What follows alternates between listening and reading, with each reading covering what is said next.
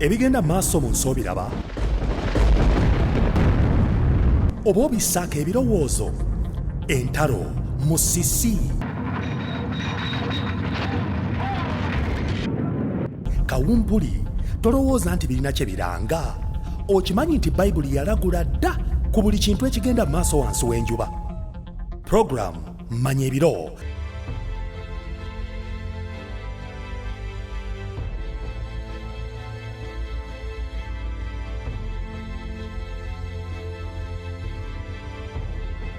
teweetaaga kugisubwa tuula tuyige nate muganda wange ne mwannyinaze nkwaniriza mu linnya lya Yesu Kristo mukama waffe mu kiseera kino nga tukyagenda mu maaso n'ekyokuyiga kyaffe akabonero ka Katonda n'enkovu ey'ensolo ng'era tujja tulaba enjawulo wakati w'ebibiri tulabye nga akabonero ka Katonda twayize nti akabonero ako sitaani kakolamu ekifaanananga akolamu ekicupuli olwekyo tulina kusooka kutegeera kabonero ako we twakoma twalaba nga akabonero ka Katonda akakozesa ne mu mateeka ge akateeka wakati ne mu Bayibuli okusobola okulaga okuteekamu obuyinza bwe okulagamu obuyinza bwe nti ye nannyini naye twaleka tulabye nga twebuza lwaki Katonda akakozesa ne tulaba nti kubanga ye mutonzi olw'okuba ye mutonzi kimuwa obuyinza okukozesa akabonero ako era olw'okubanga ye mutonzi kubikkulirwa essula ey'okuna olunyiriri olw'11 kyava atugamba ebigambo bino naye nga tetunnaba kubisoma katusabe.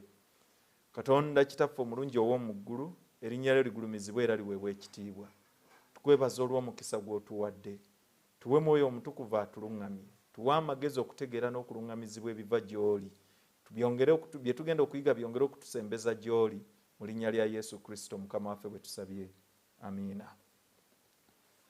Agamba mu kubikkulirwa essula ey'okuna olunyiriri olw'11 nti osaanidde ggwe mukama waffe Katonda waffe okuweebwanga ekitiibwa n'ettendo n'obuyinza kubanga ggwe wabitonda byonna era byabaawo lwa kusiima kwo era byatondebwa. Olwo olunyiriri lwa 11 bwe lutyo bwe lutugamba so nga ate olunyiriri olw'7 lwo lutugamba kubikkulirwa 14 olunyiriri olw'7 lutugamba mumusinze eyakola eggulu n'ensi n'ennyanja n'ensula ez'amazzi. Katonda alina obuyinza obukozesa ekitiibwa kye kubanga ye mutonzi. Malayika oli atugamba tusinze Katonda tumuwe ekitiibwa. Malayika asooka atugamba tusinze Katonda tumuwe ekitiibwa lwaki kubanga ye yakola eggulu n'ensi lyateekebwawo mu buyinza bwe teri mulala alina buyinza obwo. Mu mbeera efaanana bw'etyo olw'okuba ye mutonzi obuyinza bwe tebutandikira mu kubikkulirwa nedda yakola ebintu byonna nga n'abantu tebannabeera nga tannaba kubakola era tusobola okusanga n'ennyiriri endala nnyingi nnyo eziraga kuba Katonda okubeera omutonzi. Ekibuuzo kye twebuuza kati kye kiri nti Katonda bwe yamala okutonda ensi mu nnaku 6 kiki kye yakola? Ng'amaze okutonda ensi mu nnaku 6 okusinziira ku lubereberye essula ey'okubiri olunyiriri olusooka n'olwokusatu atugamba ebigambo ennaku zino 6 nga zimaze okuggwa yateekawo olunaku olulala agamba bw'ati lubereberye ne biggwa okukola eggulu n'ensi n'eggye lyabyo lyonna. Katonda n'awummulira n'amalira ku lunaku olw'7 mu mirimu gye gye yakola n'awummulira ku lunaku olw'7 mu mirimu gye gyonna gye yakola. Katonda n'awa omukisa olunaku olw'7 n'alutukuza kubanga olwo lwe yawummuliramu mu mirimu gye gyonna Katonda gye yakola. Bwe weetegereza obulungi olunaku olw'7 alwogeddeko emirundi 3 agamba ne biggwa okukola mu nnaku 7. Katonda n'awummulira ku lunaku olw'7 n'awa omukisa olunaku olw'7. Kati ebigambo ebyo mu mpandiika y'Ekyebbulaniya bwe yanywezanga ekigambo emirundi egisukka mu kimu mu statement y'emu yalinga emphasis laid ng'anyweza ayagala kulaga buyinza bwe. Ateekawo olunaku olw'omusanvu alutukuza, aluwa omukisa, aluwummulirako. Lwaki? Kubanga sabbiiti kijjukizo kya butonzi. Sabbiiti etujjukiza nti waliwo omutonzi. Sabbiiti etujjukiza nti waliwo eyateeka bino byonna. Sabbiiti yakuyita mu mirembe gyonna. Yaliwo nga n'ekibi tekinnajja. Ebeerawo eriwo ng'ekibi weekiri. Egenda kubeerawo nga n'ekibi Yesu Kristo akimazeewo. Kabonero akalaga obukulu bwa Katonda ng'omutonzi. Kabonero akalaga sabbiiti terina kakwate, terina ntandikwa ku ggwanga ly'Abayudaaya, ku Bayudaaya nedda. Sabbiiti ebeerawo nga n'Abayudaaya tebannaba kubeerawo. Kubanga amawanga gajja wano eno juzi nga n'egundi ewedde amataba. Juzi wano juzi ojjukirawo? Lubereberye 11 bw'atyo bw'atugamba nga n'amataba gamaze okuggwa. Emyaka 2000 eggwanga ly'Abayudaaya lwe lijjawo. In fact sina 2000 bajjawo oluvannyuma lwa Ibulayimu okuyitibwa.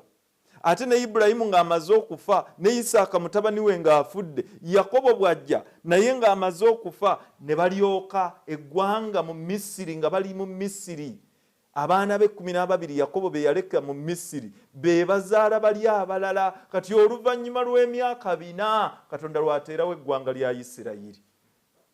Olwekyo muganda wange ne mwennyinaze, sabbiiti terina kakwateko, terina ntandikwa mu Isirayiri. Nedda, yaliwo nga n'eggwanga erya Isirayiri terinaba kubeerawo. Sabbiiti bwe buyinza bwa Katonda, ke kabonero ka Katonda ak'obuyinza bwe ng'omutonzi ow'eggulu n'ensi. Yeeraga kiriwo, yagiteekawo nga kijjukizo ekya buli wiiki okuyamba omuntu okutegeera. Akabonero okuyamba omuntu okujjukira buli wiiki ti waliwo eyatutonda n'atussa mu nsi. Waliwo eyatonda bino byonna bye tulaba. Waliwo eyatonda obugagga bwonna bwe neeyagaliramu. Waliwo eyatonda byonna bye nnina. Waliwo nannyini byo si byange. Kijjukizo buli wiiki. Olwekyo akabonero ka Katonda kalina akakwate n'ekiwandiiko kye kitongole, etteeka lye, amateeka ge. Era akabonero kano kali mu makati, kali wakati mu mateeka ge, tekalina walala we kali. Bwe weetegereza akabonero kano twalabye ebikalimu bibeera ebintu bisatu: erinnya, ekitiibwa n'ettwale. Omuntu lyakola atya? Lyaba atwala. Kakati mu mateeka ga Katonda olowooza etteeka lino mulimu akabonero ke? Siiru yemu eri enyweza amateeka ago okutandika okukola ku bantu. Kituufu siiru mweri. Bwe tusoma kuva essula eya2 olunyiriro lw'omunaana okutuuka ku lw'e11 tusanga ng'ataddemu siiru ye. Wagamba watya? Jjukira olunaku olwa sabbiiti. Kuva essula 2 olunyiriro 8 ne 9 agamba jjukira olunaku olwa sabbiiti okulutukuzanga. Ennaku 6 okolanga emirimu gyo gyonna, naye olunaku olwa sabbiiti naye olunaku olw'omusanvu ye sabbiiti eri Mukama Katonda wo. Olunaku olwo tolukolerangamu mirimu gyo gyonna, so naawe wekka, newankubadde omwana wo omulenzi, newankubadde muwala wo, newankubadde omuddu wo, newankubadde omuzaana wo, newankubadde ebisolo byo, newankubadde munnaggwanga ali omumwo. Lwaki? Tikubanga mu nnaku 6 Mukama mwe yakolera eggulu n'ensi, ennyanja n'ebintu byonna ebirimu, n'awummulira ku lunaku olw'omusanvu. Mukama kyeyava aluwa omukisa olunaku olwa sabbiiti n'alutukuza. Kati tugenda kunoonya mu kiragiro kino ebintu biri 32 bye twalabye. Ekisooka erinnya, obukulu bwe n'ettwale mwebiri. Erinnya lye lyeriruwa? Mukama Katonda. Naye siiru tebeera siiru nga mulimu linnya lyokka. Tekimala. Mulina okubeeramu n'obukulu bwe. Yaani? Ye mutonzi, bwe bukulu bwe. Ekyokusatu, mulina okubeeramu ettwale lye, eggulu n'ensi. Ebyo byonna mu tteeka limu mwebiri. Era ojja bisanga mu lunyiriro lw'e11. Ebinyweza ebinyweza ebiteekako omukono gwa Katonda. Mu kuteekako bino kiki kye yali agamba? Okuteekamu etteeka lino eryokuna, Katonda kiki kye yali agamba? This is my law. Lino etteeka lyange. In fact, singa kakutanda n'ojjamu etteeka lino, what does it mean? Kitegeeza ki? Buddha asobola okugakaayanira, Nyabingi asobola okugakaayanira, Kibuuka Omumbaala asobola okugakaayanira, abachweza abeeri ebunyolo basobola okugakaayanira. Ani omulala awo? N'abalala ne balubaala abalala basobola okugakaayanira. Lubaale Dayana asobola okugakaayanira, Semiramisi asobola okukaayana, Tamuza asobola okukaayanira nti agano gange, ne Sitaani mwennyini asobola okugakaayanira nti lino lyange. Naye olw'okuba mulimu Sabbiiti eraga obukulu bwe, eraga erinnya lye, obukulu bwe n'ettwale lye. That is a seal. Tigana amateeka gange. Tekoma ku ekyo kyokka, Sabbiiti eyo eyongera okunyweza Bayibuli yonna nti yange. Ejijja ku Sitaani negamba nti yange. Olw'ekyo muganda wange ne mwannyinaze, Sabbiiti eno y'ensonga lwaki olaba ng'omulabe Sitaani alwana nnyo eve mu mateeka. Abasumba bonna abayigiriza nti amateeka gaavaawo, gwe gende wuwe akusange mu kisenge kye ng'oyenda ne mukazi we, olabe bwe batakubba emiggo gikutta, obenga omubbi w'akasimu. Naye kye balwanyisa kye kiruwa? Sitaani kyalwanyisa okuyita mu bo okulaba nga Sabbiiti eno evaamu. Singa Sabbiiti evaamu, akabonero oba siiru ya Katonda eba evuddewo, Sitaani asobola okukaayanira amateeka, Sitaani aba asobola n'okukaayanira Bayibuli n'agamba nti yiye. Yensonga lwaki okulwana kwonna kuli ku tteeka lino eryokuna, buli omu alirwanyisa afube okulaba nti livaawo.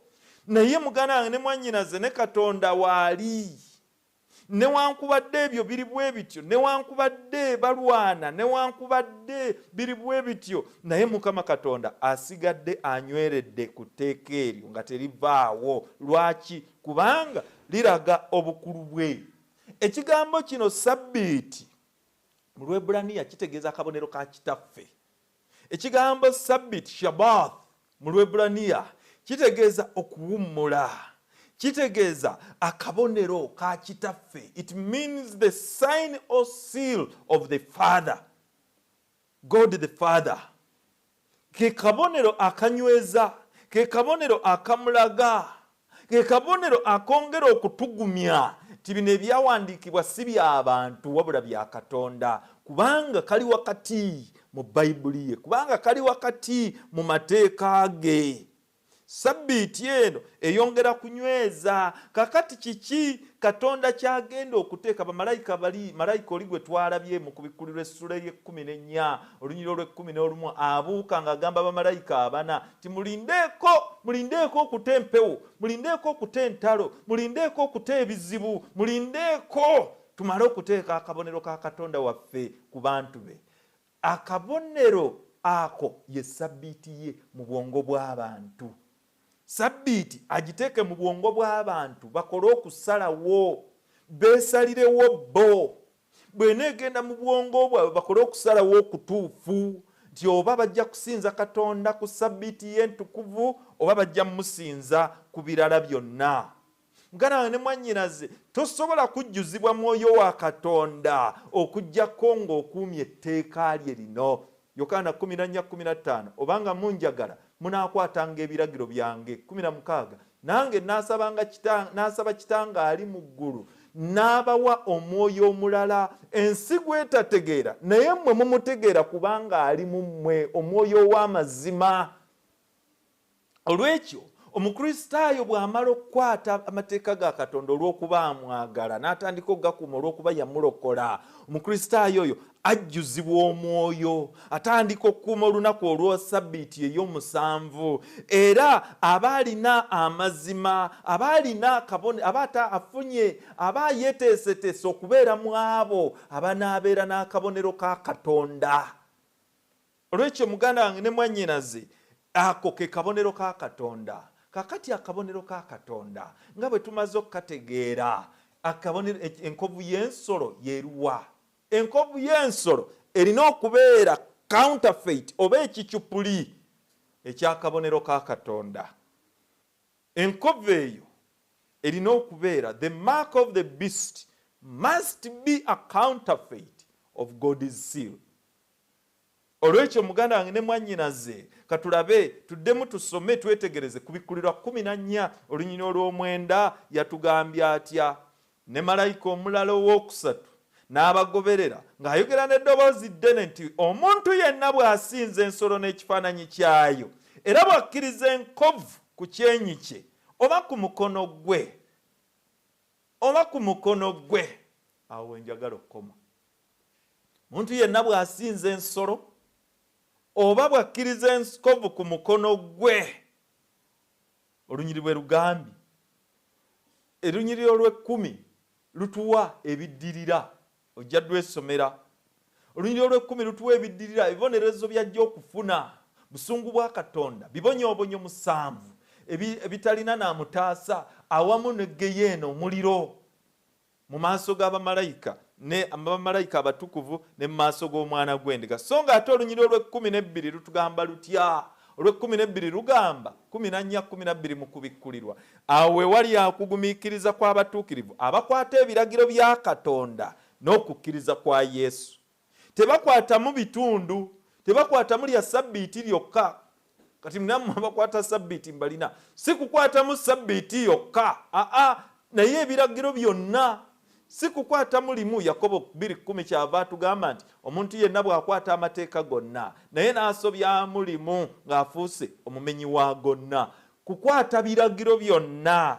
Abakwata ebiragiro bya Katonda, ababitambuliramu olw'okuba bakuuma ebiragiro bya Katonda, bayitibwa abatuukirivu be, bayitibwa abatuukirivu ba Katonda. Olwekyo abo abakuuma ebiragiro bya Katonda byonna balina okukkiriza kwa Yesu. Olunyiri bwe lutugambye balina okukkiriza kwa Yesu, era tebajja kusinza nsolo wadde okufuna akabonero kaayo.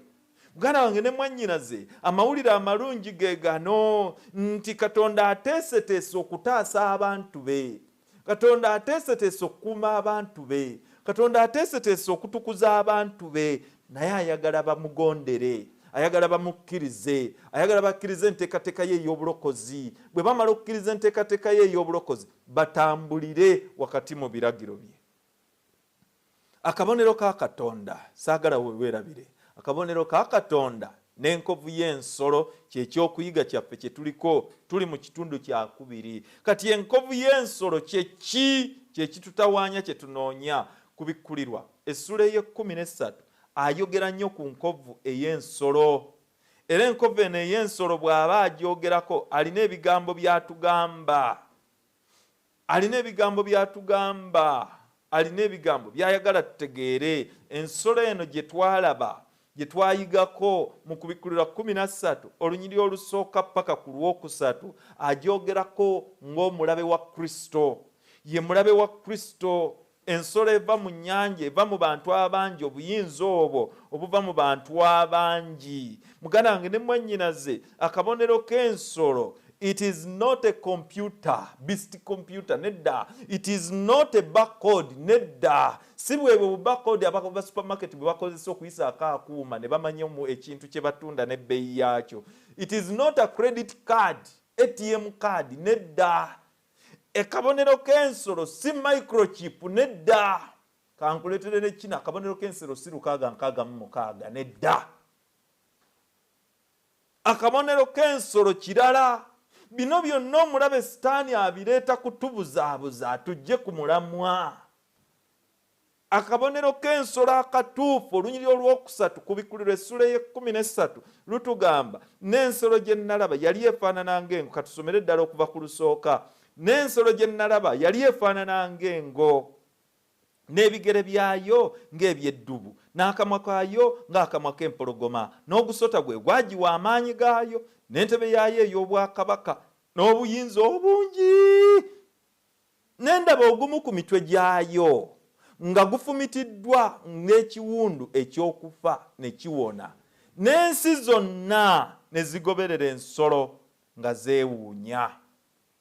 Ensolo eno erabirwako nga bwe twayiga luli, twalaba nti ensolo y'emu eri mu Danyeri essula ey'omusanvu olunyiro lwa 23 eyawa obuyinza ensolo eno eva mu nnyanja. Era twalaba nti ke kayemba akatono Danyeri essula ey'omusanvu akayogerako, ke kayemba akatono akasituka, y'ensolo y'emu eyogerwako mu Danyeri essula mu kubikkulirwa essula ey'e13 bwakabaka buyinza. It is a system, the papacy system. Bwe buyinza obw'obwa paapa, bwakabaka butono, era obwakabaka obw'obutono bwakabaka obw'eddiini, obw'eddiini obutono obulina obuyinza nga businziira e Roma nga bwe twalaba, businziira Vaticaani. Ensolo eno eyogerwako etudde erina emitwe 7 n'amayembe 10 nga galiko n'engule. Olwekyo muganda wange ne mwannyinaze, ensolo eno erina enkola yaayo nga bwe twayiga luli muganda wange ne mwannyinaze, ne tulaba nti ensolo eno yasituka oluvannyuma yasituka mu mayembe 10 Danyeri essula ey'omusanvu, ate esituka oluvannyuma lw'omwaka 476 AD bw'emala okusiguukulula aba Ostrogoths mu mwaka 538 lwefuna obuyinza mu butongole 538 wetandikira okufugira.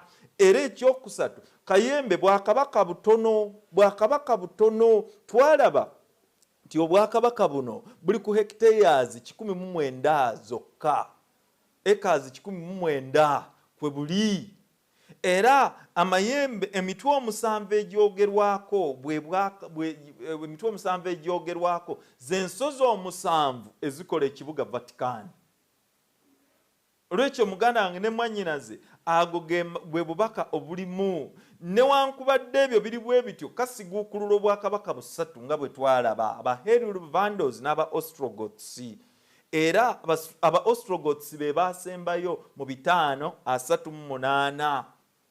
Era omukulembeze w'obwakabaka buno muntu ng'abantu abalala bonna, naye ate wanjawulo ku bakabaka abalala abaasooka. Omukulembeze ono muvoozi, avoola Katonda n'ebitukuvu byonna. Obuyinza buno, sisitimu eno njigganyi eyigganya abatukuvu ba Katonda nga bwe twalaba. Era tulaba ekyusa amateeka ga Katonda. Twalaba nti etteeka eryokubiri terikyalimu mu njigiriza yaabwe ery'okusinza ebifaananyi, eryo lyavaamu, teririimu, tebakyalikozesa. Era obwakabaka buno bwafugirako emyaka 1206 okusinziira ku bunnabbi, okuva ku 538 lwe bwatandika okufuga mu butongole okutuuka mu 1798 Genobathia lwe yagenda okuva e Bufalansa n'abalumba n'awamba Papa Pio n'amutwala mu bunyage n'amuteeka mu kkomera e Bufalansa, n'afa omwaka ogwaddirira mu 1799. Mu mbeera efaanana bw'etyo obwakabaka buno businziira, obufuzi buno businziira Roma, Vatican to be exact, gye businziira. Ebyo byonna twajja tubiyiga. Era mu mbeera efaanana bw'etyo ekirala kubikkulirwa 13:18 atugamba nti buli alina amagezi abalirira omuwendo gw'ensolo, abalirira omuwendo gwa sisitimu eno, abalirira omuwendo gw'obwakabaka buno, gw'obuyinza buno, kubanga omuwendo gw'ensolo gw'obuyinza buno si muwendo gwa bwakabaka bwonna, si muwendo gwa bantu bonna, naye muwendo gwa muntu singular. Muwendo gwa muntu singular, not plural. Era omuwendo gwayo ye 666. Kati ekyo mu bubonero bw'ensolo kivaamu 666 mu kabonero k'ensolo, mu nkovu y'ensolo evaamu, kubanga it is for a single person, ka muntu omu 666, muwendo gwa muntu omu, si bantu bonna, si enkovu yaayo, si eraga obuyinza bwayo, nedda si kyekyo. Kati enkovu y'ensolo si ye 666, kyeki ogwo muwendo gwayo, buwendo ogwayo ogwa 666, naye nga si ke kabonero kaayo, si bwe buyinza bwayo. olwekyo muganda wange ne mwannyinaze ekyo olina okukitegeera. Olunyiri lwakugambye buli alina amagezi abalirire. Amagezi n'okutegeera. Amagezi ki? Ag'ebyomwoyo. Gavaawa? Mu Mwoyo Mutukuvu yagagaba. Olwekyo muganda wange ne mwannyinaze ekyo osaanidde okukimanya. Muwendo gwa linnya lye ku Bikulu 13:18 bw'atugamba nti kubanga omuwendo ogw'ensolo muwendo gwa linnya lya muntu. Era ekyo twakiraba, official title ye twagiraba. Omuwendo gw'erinnya ly'omuntu ali ku ntikko y'obufuzi buno obw'ensolo, si kirala kyonna, naye omuwendo gw'erinnya ly'omuntu ali ku ntikko y'obufuzi. Olunyiriri olwo olw'e18 ndwesibako nnyo kubanga njagala abooluganda mu lutegeere. 13:18 kubikkulirwa lulimu ebintu bisatu. Ekisooka omuwendo ogw'erinnya lye, ekyokubiri muwendo gwa muntu, ekyokusatu muwendo gwa nsolo. Muwendo gwa muntu, muwendo gwa nsolo, muwendo gwa linnya lye. Era erinnya eryo lye liruwa? Official title ye eri Vicarious Filidae. Osobola ogibalirira naawe n'ogitegeera bulungi, n'olabira ddala n'omanya nti bw'ogattagatta byonna ojja kufunamu ekintu kye kimu, ojja kufunamu omuwendo gwe gumu. Era nja kusaba bwe tunaaba tumaliriza bagukutere ku lutimba ogulabire ddala, tayita eyo ogirabe naawe ogibalire ddala, olabe bulungi nnyo amakulu gaayo yonna nga bwe ggwerayo ddala obulungi osobole okutegeera, olekeraawo okubuzaabuzibwa. Ganange ne mwannyinaze ebyo byonna nga bwe tuzze tubiraba. Kakati akabonero k'ensolo kye ki? Enkovu y'ensolo kye ki? Akabonero aka Katonda tulabye ti ye Sabbiiti ye, olunaku olw'omusanvu. Olunaku olw'omusanvu ye Saturday, olunaku olutukuvu, official Saturday, lwe lunaku olw'omusanvu. Ke kalaga obuyinza bwa Katonda. Kati enkovu y'ensolo eteekwa okuba nga eraga obuyinza obwa papase, eraga obuyinza obwa papa, the papal system. Ekintu ekyo ekiraga obuyinza obwa papa kye tulina okunoonya. Jjukira, obuyinza buno bukyusa amateeka ga Katonda. Obwakabaka buno bukyusa amateeka ga Katonda. Y'ensonga yali ya mwenda twagiyigako. Obwakabaka obwo okusinziira ku Daniel essula ey'omusanvu olunyiri olwa 25 atugamba nti era alirowooza okuwaanyisa amateeka ga Katonda. Naye bwe tuddayo mu original language, Hebrew language oba Aramaic, agamba bw'okivvuunula direct translation, olunyiriri olwo lwandibadde lugamba alirowooza okuwaanyisa ebiseera n'amateeka. Direct translation, alirowooza okuwaanyisa ebiseera n'amateeka. Kati etteeka lyokka eririmu ebiseera mu mateeka 10 mu Bayibuli yonna liririmu, lyetteeka eryokuna. Lyetteeka lyokka eririmu ebiseera. Alirowooza okukyusa ebiseera mu mateeka. Alirowooza okukyusa ebiseera mu mateeka. Etteeka eryo si ddala lyetteeka eryokuna, etteeka erya Sabbiiti erigamba nti jjukira olunaku olwa Sabbiiti okulutukuzanga. Olunaku olw'omusanvu ye Sabbiiti. Olunaku terusobola kubeerawo watali mateeka. Olunaku terusobola kubeerawo watali ssaawa. Terusobola kubeerawo watali biseera. Ebiseera bye birubala. Lubalibwa nti lulina essaawa 24. Ekyenjawulo ekirulimu nti lwatukuzibwa, lwayawulibwa mu nnaku endala zonna ne lugulumizibwa. Kati bw'agamba alirowooza okukyusa ebiseera, alirowooza okukyusa ebiseera n'amateeka oba ebiseera mu mateeka, kyategeeza kyekiruwa? Kwe kulumba Sabbiiti, akabonero ka Katonda akakyuse. Okulumba Sabbiiti, akabonero ka Katonda akagyewo. Era ebiwandiiko byabwe biraga bulungi nnyo mu katikisimu, the Convert's Catechism of Catholic Doctrine, page 5, agamba lunaku ki olwa Sabbiiti, Saturday lwe lunaku olwa Sabbiiti. Lwaki tukuuma Sande mu kifo kya Saturday? Kubanga Ekereziya Katolika mu buyinza bwayo yakyusa okuva ku Saturday n'ebuzza ku Sunday. Mu buyinza bwayo, as its mark of authority, ekiraga obuyinza bwayo kwe kukyusa Sabbiiti okuva ku Saturday nezza ku Sunday. olw'ekyo muganda wange ne mwannyinaze enkovu y'ensolo si kirala but the day of worship, naye olunaku olw'okusinza. Enkovu y'ensolo ye Sunday worship. Okusinza ku Sunday luno olunaku olwasinzibwanga mu biseera by'Abaruumi, mu biseera by'abantu ab'edda nga ab'amawanga agaali geetoolodde Isirayiri, lwali lunaku lwa kusinzizangako njuba. Kakati mu kitabo bakiyita Horizon Sunday, This Rock, June 1997, Catholic Answers Inc., page 8 agamba ebigambo bino. Eklezia Katolika yassaawo Sunday ng'olunaku olw'okukuŋŋaana okusinza era evunaanyizibwa olw'enkyukakyuka eyo. Muganda wange ne mwannyinaze ako bw'atyo bw'atugambye Daniel 7:25 yagamba alirowooza okukyusa ebiseera n'amateeka mu mateeka. Alirowooza okukyusa ebiseera mu mateeka. St. Catherine Catholic Sentinel, May 21st, 1995 agamba bw'ati: oba oli awo ekintu ekikyasinza okuba eky'obuzira eky'enkyukakyuka ey'omuggundu Eklezia kye yali ekoze kyabaawo mu kyasa ekyasooka. Olunaku olutukuvu Ssabbiiti lwakyusibwa si kuva mu kuluŋŋamya kwa byawandiikibwa, naye okuva mu ndaba ya Eklezia ey'amaanyi gaayo, ey'obuyinza bwayo. Abantu abalowooza nti ebyawandiikibwa bye biteekeddwa okwesigamizibwako bagende bafuuka aba Seventh Day Adventist era batukuze nga Saturday. Muganda wange ne mwannyinaze atulaga bulungi nti ebyo byonna Eklezia Katolika ye yabikola. Katulabe statement yeno eva mu kamwa ka Father Enright. Father Enright agamba ebigambo bino. Father Enright yagamba nti nziriŋŋanya okugaba ekirabo kya $100 eri yenna anankakasa okuva mu Bayibuli mwokka nti nteekeddwa okutukuza Sande.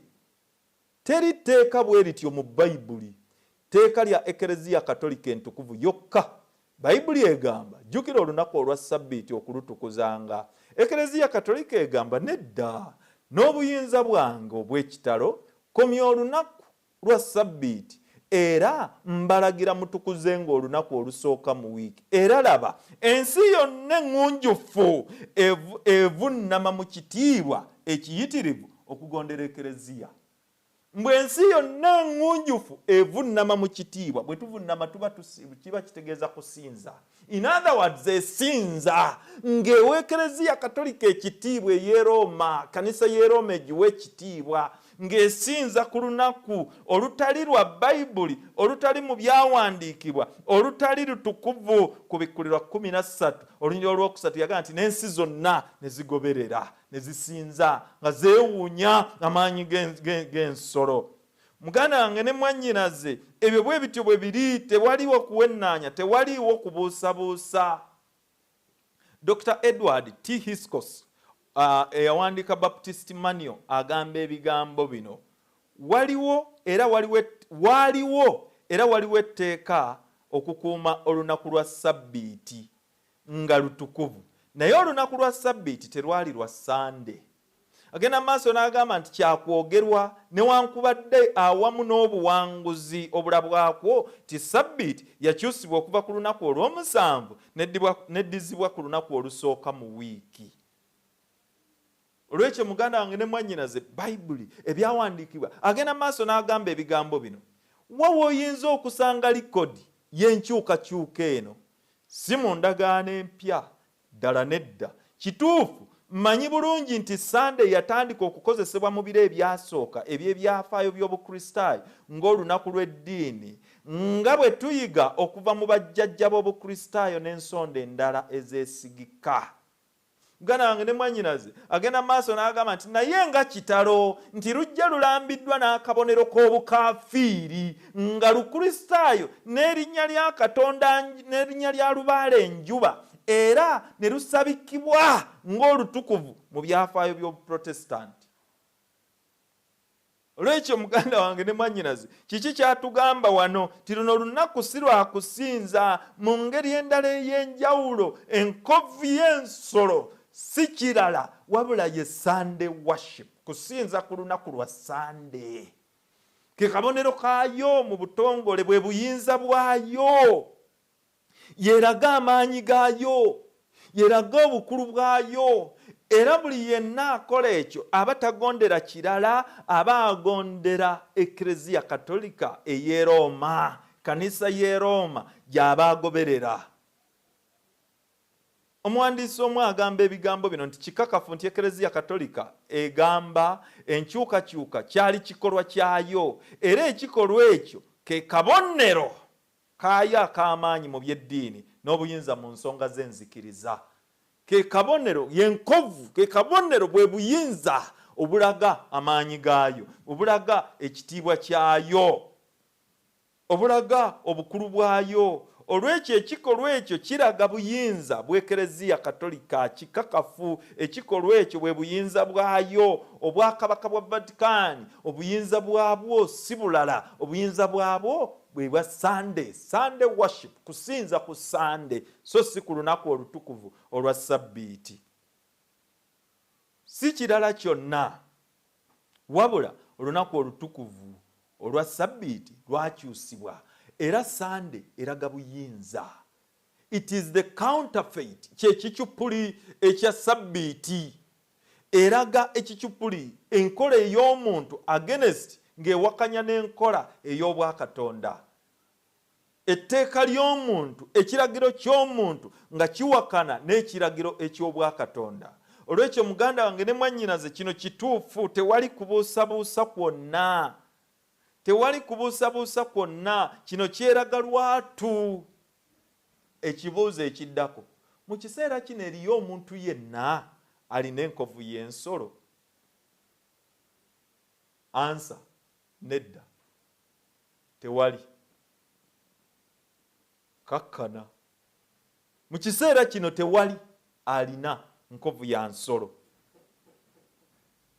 Era teri wa kufuna nkovu ya nsolo okutuusa ng'etteeka mu by'eddiini liyisiddwa eriragira nti buli muntu yenna talina kusinza ku lunaku lulala okuggyako ku Sunday.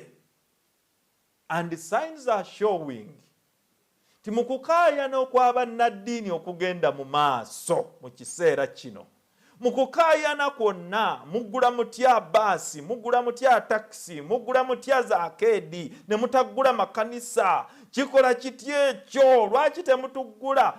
These things that are happening, ebintu bino byonna ebigenda mu maaso, yandiba, I repeat, yandiba nga nkatwalirize katego kututuusa mu kiri, kaakati oba mwagala kusinza olw'obutasaasaanya bulwadde, mwenna musinze ku Sunday. Libeere etteeka mu butongole, libeere etteeka mu bujjuvu, libeere etteeka buli omu agambe teri kusinza lunaku lulala. Kati gwe Museveni sida oveeyo wakanye nti Sabbiiti lwe lunaku olw'omusanvu, baganye mujja kusaasaanya obulwadde. Ogende mu maaso ng'osinza baganye obulwadde bweyongedde, kati buvudde ku bano, tubabonereze, mubakwate, mubasibe, mubatte. Lijja na kuteekebwako etteeka ery'okuttibwa, ekiragiro ky'okuttibwa.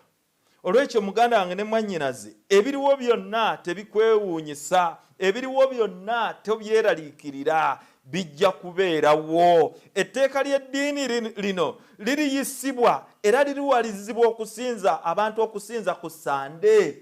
Ekyokuddamu lijja kuyisibwa, lijja kuyisibwa ng'era bwe kyali mu biseera dark ages wakati wa 538 okutuukira ddala mu 1798. Era muganda wange ne mwannyinaze bwe kigenda okubeera, etteeka ligenda kuyisibwa nga bw'otaligondera ottibwa. Luli twayiga nti ensolo newa amaanyi newa obuyinza ensolo eyalina ekiwundu ekyokufa ne bannamu. Etteeka eryo lijja kuyisibwa nga teriyisibwa mulala, liyisibwa United States of America. Olwekyo muganda wange ne mwannyinaze, tunaakola tutya? Tukole tutya? Emyaka mitono, emyaka mingi egiyiseewo kati, Papa Paulo owookubiri kati eyawummula yawandiika ebigambo ebyali bikwata kuyisa etteeka lino.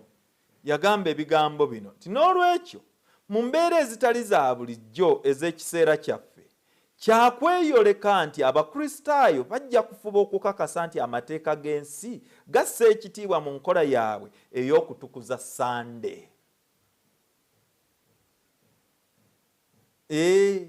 Nti gajja kussa ekitiibwa mu tteeka lyabwe ery'okutukuza Sande. Omusajja eyalekulira obwa paapa ayitibwa Joseph Ratzinger, omusajja oyo ye yawandiika ekiwandiiko ekyo.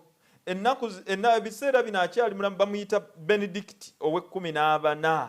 Yagamba ebbaluwa gye yawandiika yalimu ebigambo ebigamba bwe biti ti n'olwekyo mu mbeera ezitali za bulijjo ez'ekiseera kyaffe kyakweyoleka lwatu nti abakristaayo bonna bajja kufuba okukakasa amateeka g'ensi nga gassa ekitiibwa mu nkola yaabwe ey'okutukuza Sande. Kifuba, bajja kufuba okulaba. Era mu nsi ezimu, muganda wange ne mwannyinaze, amateeka gano gaatandika okuyita Julayi 28 wansi w'omutwe mu kataba kayitibwa ABC News July, wansi w'omutwe ogugamba nti Sunday shopping banned in Croatia.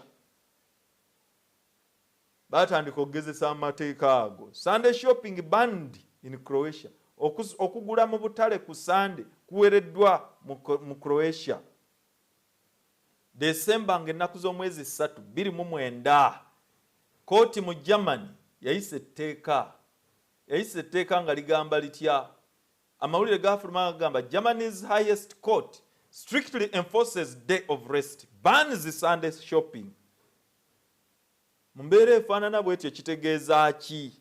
Kitegeeza nti amateeka gano gaatandika dda mpola mpola okugenda nga gagezesebwa gateekebwe mu nkola balabe oba ganaakola. Kankuleetereyo ekirala. Desemba 2014, mu Desemba 2014 gavumenti ya Hungary yassaawo etteeka eddala ng'egamba etya ti gavumenti ya Hungary eyise ebbago lya Sande ery'okuggala eryaleetebwa abakristaayo aba demokrasiya. Mu mbeera efaanana bw'etyo ebyo bigenda bibeerawo, bigenda bitambula, naye nga bitulaga ki? Byonna kye bitulaga nti Mukama waffe, abantu bano bagenda bateeka mu nkola Mukama waffe bye yalanga edda. Kati tugenda kukola tutya ng'abakristaayo nga tetunnalaba kye tugenda kukola ng'abakristaayo. Desemba 16, 2014 agamba ebigambo bino nti ku Tuesday abakiise ba Hungary bayisizza ebbago ly'okukomya shopping ku Sunday eririko okukubagana empawa. Okuwera kuno kukosa bannannyini bizinensi ennene lyaleetebwa abakristaayo aba demokrasiya. Teeka lyaleetebwa abakristaayo naye nga liziyiza abakristaayo bannaabwe okusinza ku lunaku olulala, okukola ku lunaku olulala, nga libagwaliriza obutakola oba okugula ku Sunday. Yali February, CBS News nefulumya amawulire. February nga lumu, yali February nga lumu 2009, CBS News yafulumya amawulire nga gagamba gatya. Gaali gagamba 30 years of Sunday morning, a history of Sunday. Era amawulire ago mu byawandiikibwa baali bagamba ebigambo bino nga bagamba nti omuwandiisi Judith Shulevis mu katabo ke akanaatera okujja ku mwanjo yagamba nti ensi ya Sabbiiti mu nsi eya bizinensi eya 24/7 ejugubaanira wakomewo amateeka aganazza zi bizinensi aganaggaza zi bizinensi olunaku olumu mu wiiki mateeka. Era agamba ekituzaayo ku bapulitaani aba 1603 ebiragiro byabwe biyinza okulabika ng'ebisukkiridde nti naye kati okutukuza Sande kwali tteeka era nga kuliko obulabe bw'okufa, naye bwe baba nga baalina omulamwa mu nsonga yaabwe tusaanidde kukola tutya? Abapulatiini be baliwa bano, abapulitaani basajja bano bakwasanga kifuba etteeka lya Sande mu myaka gy'olukumi mu biseera ebyekizikiza. Agenda maaso n'agamba omusajja ono Oktoba 10, 2015 agamba bw'ati: okukola kwa mugaso naye n'okuwummula tetuteekeddwa okuyiga okussa ekitiibwa mu biseera eby'okuwummula naddala zisande. Ebigambo ebyo baganda bange ne bannyinaze byalabikanga ng'ebyokusaaga nga bannaddiini be babyogera nga babireeta, naye muganda wange ne mwannyinaze njagala okutegeeza kino bijja mpola mpola, naye ekiseera kituuse okubinyweza, ekiseera kituuse okubikakasa, ekiseera kituuse babiteekese mu nkola, balaba nga bagumiikiriza ekimala.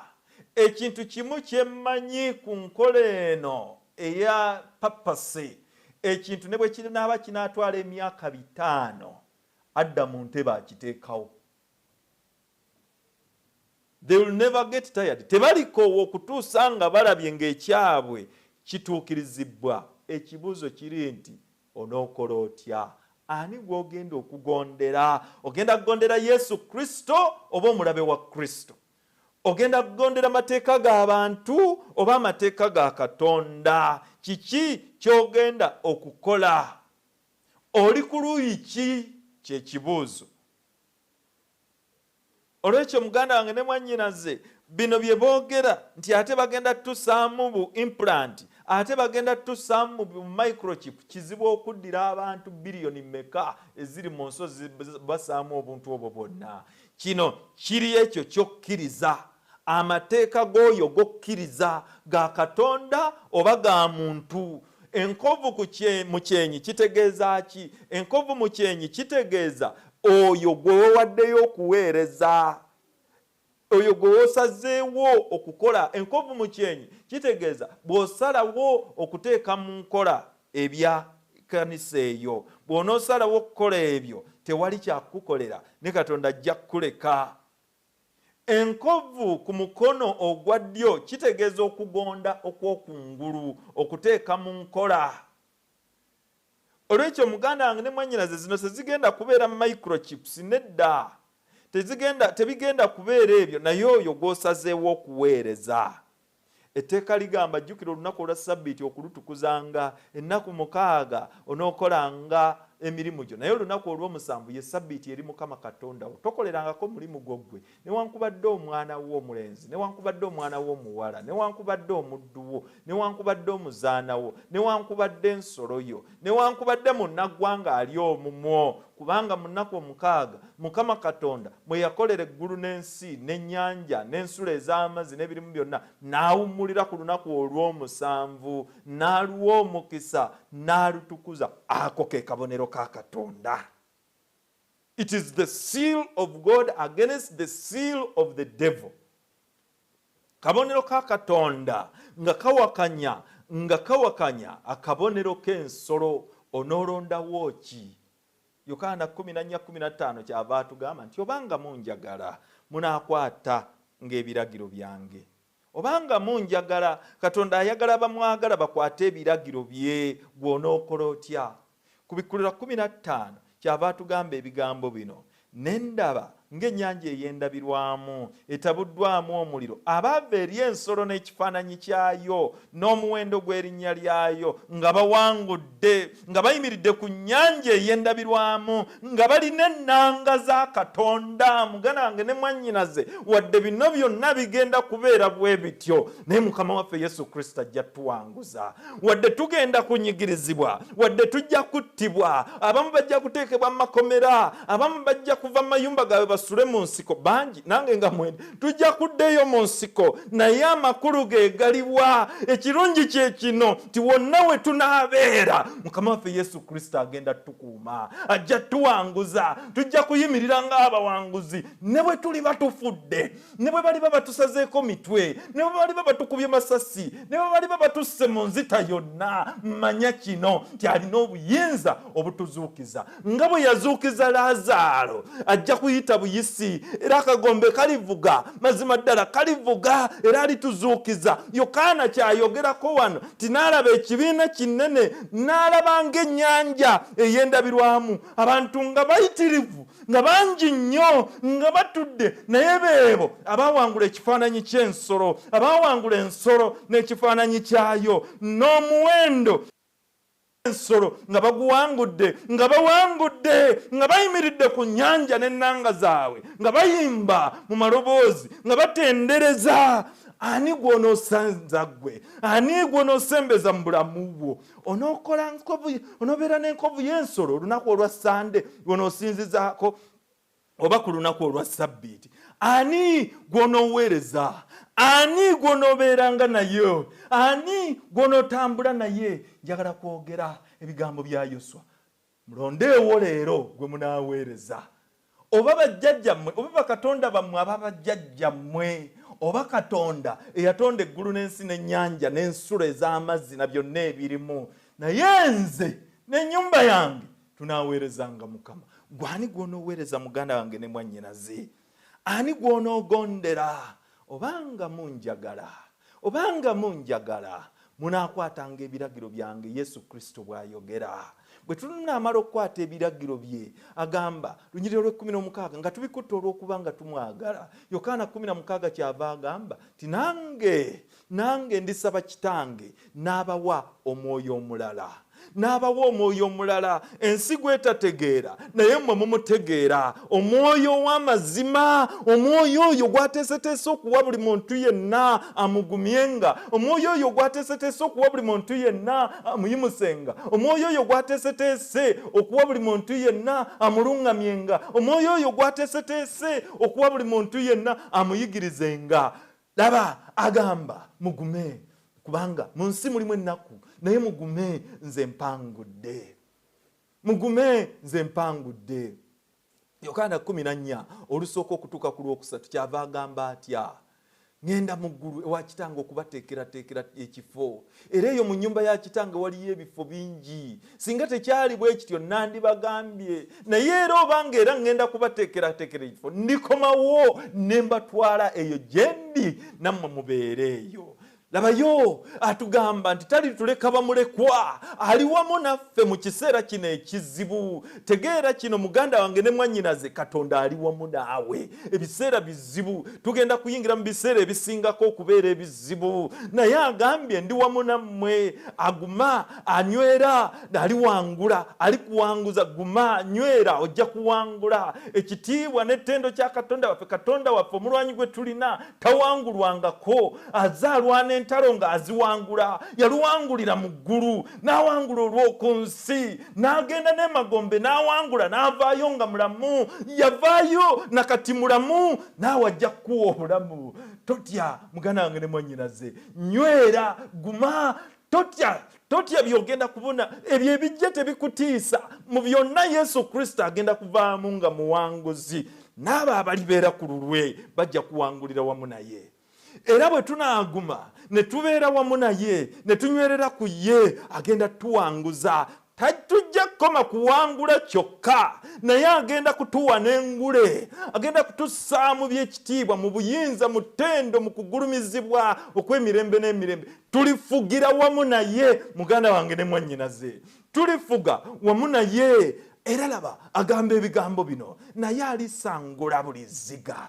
Byonna bye tugenda okuyitamu ajja bisangula bireme kudda mu bwongo bwaffe. Ajja bisangula, ajja kugamba yingira mu bwakabaka bwa kitaawo, yingira mu bwakabaka bwa Katonda, kubanga wali muddu mwesigwa. Bw'onoobeera omwesigwa muganda wange ne mwannyinaze, ajja kuwanguza. Kkiriza Yesu okugumugoberera, okutambulira awamu naye, ova okugoberera abantu, ova kutambula n'eby'abantu bye yabagamba.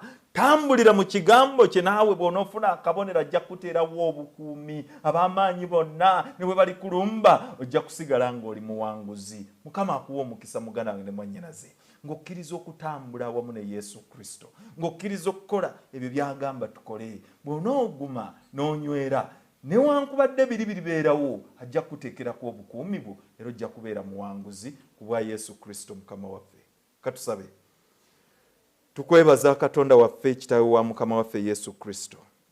olw'ekisa kyo n'okwagala kwo n'okusaasira kwo tiwakola enteekateeka yaffe ey'okutulokola nga tetunnaba na kubeerawo. Nga jjajjaffe Adamu tannaba na kwonoona ne Kaawa, wakola enteekateeka ey'obulokozi okuyita mu Yesu Kristo. Kitaffe, tuli bantu abali mu mubiri omunafu ogwanafuyizibwa ekibi, naye bwe tubeera awamu naawe tubeera bawanguzi n'okukirawo. Tuwanguzise ensene ey'ekibi, beera wamu naffe. Saba Mukama Katonda Kitaffe, bino byonna ebyalagibwa mu bunnabbi bireme kututiisa, bireme kutujja ku mulamwa, naye tukimanye Katonda waffe nti oli wamu naffe. Tuwanguzise ensene ey'ekibi, obeera awamu naffe. Baganda baffe ne bannyinaze, baganda bange ne bannyinaze abadde bawulira ebigambo bino, nkusaba Mukama Katonda wange obawanguzise, obanyweze, baleme kutya naye bamanye nti ggwe oli Katonda atalemwangako. Tuyise mu byonna, ogulumizibwe otenderezebwe naffe tulabe omukisa mu linnya lya Yesu Kristo Mukama waffe bwe tusabye. Amiina.